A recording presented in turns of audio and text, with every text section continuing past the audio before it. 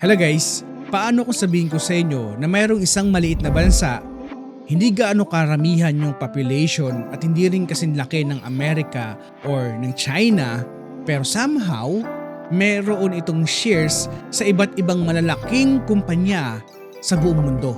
Yes, you heard it right. From Apple, Microsoft, and iba pang mga malalaking kumpanya sa buong mundo, meron silang pagmamay-aring shares dito. At ang tinutukoy ko ay ang Norway. At ang fund na ito ay halos nagmamay-ari ng 1.5% of all listed companies worldwide. Again, ulitin ko, 1.5% of all listed companies worldwide. So kung titignan natin, hindi dahil sa aggressive sila mag-invest sa mga companies, hindi rin dahil sa nagagamble sila na kanilang pera, so ginagawa nila ito for much simpler reason.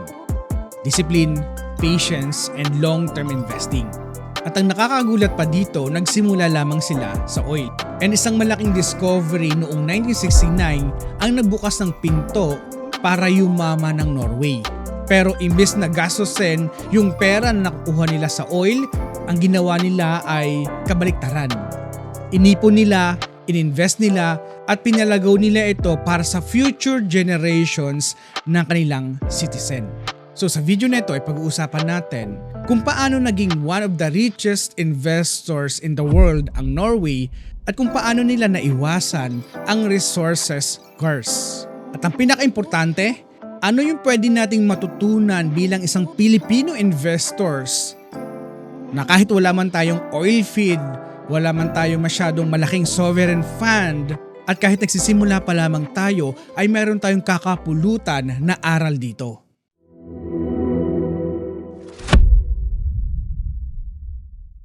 And by the way, bago tayo magpatuloy, yung mga nakikita mong data dito sa ating video today, ito ay nanggaling sa ating website. So kung gusto mong gamitin itong ating website, nasa comment section lamang yung link nito at pinin natin ito at para masubukan nyo na rin ito. Ang ganda dito na andito lahat ng mga pwede mong tignan about sa fundamentals ng company. So ang focus nitong website natin ay more on fundamentals and more on strategies on how to improve our investing journey. So nasa comment section lamang yung link nito. So bago tayo magsimula, a quick reminder lamang. Hindi ito financial advice.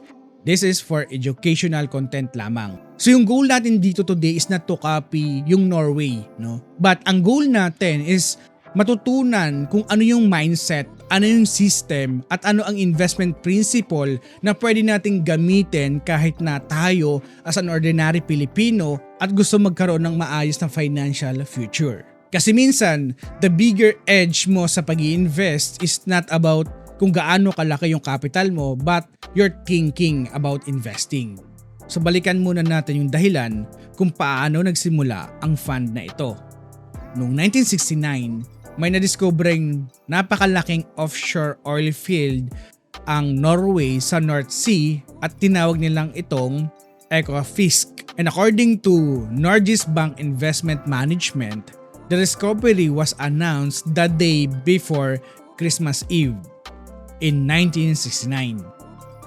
At ito ang naging first major oil field ng Norway. At ang production ay nagsimula noong 1971 pero sa announcement pa lamang malinaw na this was going to change the country forever.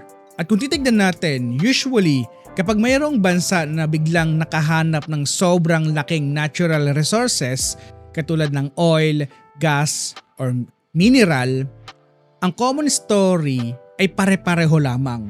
May biglang mayroong flood of money na dumadating sa bansa. Biglang umaangat din ang spending, biglang aangat ang ekonomiya. At pagkatapos maraming nagiging dependent doon sa resources na nahuhukay nila or nahahanap nila. Nagiging vulnerable din ito sa fluctuation ng resources na nakukuha ng bawat bansa. So kapag bumagsak ang commodity prices, malaki din ang epekto nito kapag sila ay nakadepende lamang sa mga resources na nakukuha nila or namimina din nila. At ito ang tinatawag ng karamihan na resources curse o mas kilala sa tawag na Dutch disease. Pero dito naging special ang Norway. Maaga pa lamang na-realize na nila na hindi pwedeng i-base ang buong future ng bansa sa oil alone lamang. Kasi one day, mauubos at mauubos ang oil na nakukuha nila. At kahit hindi man ito maubos, volatile ang oil prices. So, instead na isipin ang oil ang isa sa pinaka-permanent income ng Norway, ang ginawa nila ay nag-isip sila ng pamamaraan para yung kanilang temporary wealth ay pwedeng ma-convert into permanent wealth. At dito pumapasok ang pinakamalaking idea sa story na ito. They did not extract oil, they transform oil revenue into ownership of global productive assets. Now, noong 1990, ipinasa ng Norwegian Parliament ang batas para itatag ang dating tinawag na Government Petroleum Fund na ngayon ay kilala bilang Government Pension Fund Global. Interestingly, hindi agad napondohan ang fund na ito. The first capital transfer only happened noong 1996. So kung titignan natin, may panahon silang nag-isip, nagplano, naglatag ng sistema bago nila hinayaang lumaki ang pera nila dito. At ito ang pinakamatalinong ginawa ng Norway. Imbis na ihalo sa domestic economy ang lahat ng oil money at panatilihin ang inflation, gumawa sila ng fund na i-invest ito abroad. At ayon mismo sa official fund description, it was decided that the fund should only be invested abroad, partly to avoid economic imbalances and to safeguard the future Norway economy. So ngayon ang tanong, paano natin ito mai-interpret sa atin? So for example, ikaw ay nanalo ng loto. Okay? So may ibig sabihin merong inflow na malaking pera na pumasok sa'yo. So kapag merong malaking pera na pumasok sa atin, di ba meron tayong agad 2 option na pwedeng gawin. So yung option 1, ang ginagawa ng karamihan kapag halimbawa nakakuha ng malaking pera, anong ginagawa? Bibili agad ng kung ano-ano. Itataas ang lifestyle. Tapos umaasa na lamang na tuloy-tuloy na dadating ang pera. So sa option 2, ang ginagawa ay magtatabi ng malaking chunk doon sa pera na nakuha o natanggap at i-invest sa mga productive assets. Yung returns lamang yung unti-unting gagastusin. Now, ang ginawa ng Norway ay they choose the option 2 pero in national scale lamang. So ang ginawa nila, hindi lamang sila nag-iipon bagkus meron din silang rule na nilagay dito. The government should on average spend only the equivalent of the expected real return of the fund. So estimated at around 3% per year. So sa madaling salita, gagalawin lamang yung bunga na nakukuha nila kaysa doon sa kanilang puno na itinanim. Okay? So kumbaga pakurot-kurot lamang ang kinukuha nila sa kanilang investment kasi ayaw nila na ma-interrupt yung power of compounding over time. So ngayon as a Filipino investors, ano yung aral na makukuha natin dito? At itong sinishare ko sa inyo, isa din to sa pinaka-biggest lesson sa personal finance. Ano ito? Simple lamang, don't kill the compounding machine. Again, ulitin natin, don't kill the compounding machine. So sa madaling salita, sa personal life natin, kung kaya nating mabuhay nang hindi natin winawaldas or ginagastos yung principal natin sa investment natin, mas tumatagal ang ating wealth over time. That's the biggest lesson on personal finance. Now, fast forward to the end of 2025. Ang market value ng fund ay umabot na sa 21.2 trillion Norwegian kroner or umaabot na ito ng 2 trillion US dollars.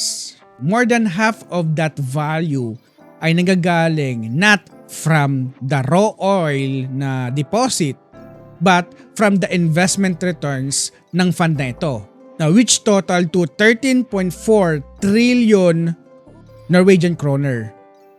Okay, so the government inflow were much smaller than the total gains over time. Which means the huge part of wealth ng Norway today ay created by investing. So imagine mo ito, from 1998 to 2003, walang result tayong nakita dito. Okay? Now, tatanungin ko kayo, ilan sa atin na nanonood dito sa Pilipinas or nag-i-invest dito sa ating bansa, yung mayroong patience na mag-antay ng 5 years na wala kang nakikitang resulta? I think, kakaunti lamang. Minsan pa nga, di ba? Tayo as investors, kapag hindi lang kumita ang ating investment ng 3 months, nababagalan na tayo. Di nga tayo kumita ng 1 year sa pag-invest, ayaw na natin, mag-quit na tayo. Okay? This is the real reason of investing. No? Itong pinapakita natin. Now, pagsapit ng 2004, doon na natin nakikita yung resulta. No? May result na hanggang 2025. Okay. Now, kung titignan mo dito guys, yung returns compare sa kanyang investment, makikita mo sobrang laki na ng difference. Okay? This is the power of compounding over time. Nasa 13 trillion ang kanilang total returns noong 2025. Yung inflow after the management cost ay nasa halos 6 trillion lamang. Okay? Again, ulitin natin, ito isa sa pinakamalaking lesson na gusto kong ibahagi sa inyo sa pag-invest. Ngayon ang tanong, Renz, ano yung structure ng fund na ito? Saan nga ba nakapaloob at ano yung pinaka-concentrated sa fund na minamanage dito? Okay? So kung titignan natin at the end of 2025, 71.3% ay nanggagaling sa equities. 26.5% ay nanggagaling sa fixed income, 1.7% ay nanggagaling sa real estate, and 0.4% ay nanggagaling sa renewable energy infrastructure. So again, hindi ito yung pera na nakatambak lamang. Hindi rin ito yung purely oil bets na nakikita natin dito. Ang ginawa ng Norway ay i-convert ang concentrated commodity wealth into global diversified portfolio. At ang pinaka-wild pa dito, yung fund na ito ay mayroong ownership sa halos 7,200 companies worldwide. No? It owns 1.5% of listed companies sa buong mundo. Isipin mo ito kung gaano kalaki ang fund na ito ngayon today. Isang bansa dahil sa consistent long-term investing, naging minority owner ng mga napakalalaking kumpanya o negosyo sa buong mundo. At yes, kasama dito yung some of the biggest names in the global market. Okay, katulad ng Apple, Microsoft, Alphabet, Nvidia, at napakarami pang iba. And even sa Pilipinas, mayroon silang investment din dito. So Norway built a machine that earns from thousands of businesses, many sectors, and many countries. Ito yung pinakamagandang reframing sa wealth creation. Huwag lamang tayong umasa sa isang kita lamang sa ating trabaho, sa ating isang source lamang. Build ownership in systems that produce income over time. So ngayon ang tanong, Renz, bakit sobrang successful ng Norway samantalang mayroong mga malalaking bansa, mga maraming resources, pero hindi naman ganito kalaki o ganito ka-successful compare sa Norway? Una kasi maaga nilang natanggap na temporary ang oil wealth. Okay? Hindi nila itinuturing na permanent ATM machine ang langis na ito. The official description of the fund sinasabi at clearly that the oil revenue was important. But one day, the oil will run out. So, the aim of the fund is to ensure the money is used responsibly and long-term to safeguard the future of the economy of Norway. Pangalawa ay mayroon silang clear fiscal discipline. Anong ibig sabihin nito, Renz? Hindi nila ginawang excuse ang fund para gumastos ng gumastos. Mayroong political consensus sila na less than ang kanilang i-spend kumpara sa kanilang kinikita. The better the country will be prepared for the future downturn and the crisis, sa madaling salita, ulitin ko, marunong sila ng delay gratification. Pangatlo, meron silang global diversification. Hindi nila sinabi sa description, ito ay Norwegian money lamang. I-invest ko lamang ito dito sa loob ng bansa natin. No? Global ang ginawa nila. In fact, the fund was designed to invest abroad. This matter because it reduces the risk of the country becoming too dependent on one domestic cycle. Okay, so pang-apat ay meron silang professional management and broad governance structure. Malinaw kasi ang kanilang framework. The Ministry of Finance has overall responsibility. And the Norges Bank Investment Management handle the operational management of this fund. So, may malinaw na separation of rules, hindi siyang basta-basta lang political piggy bank na ginagawa, no? Merong marinaw na rules and structure dun sa fund na ito. Okay? Although, kung titignan natin sa ating bansa, meron din tayong sovereign fund, pero I'm not familiar kung paano nila ito ginagawa. So kung meron kang idea kung paano ginagawa ang ating Maharlika Fund, please comment down below. At panglima ay meron pa silang ethical framework. Anong ibig sabihin nito sa madaling salita, Renz? Ayon sa Norwegian government, there are two ethical obligations in managing the fund. First, to secure the lasting value creation for current and future generations.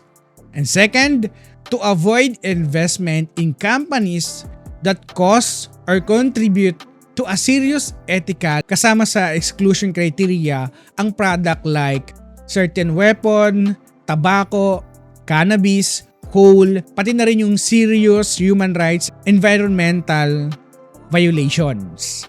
So, ano yung point ko dito?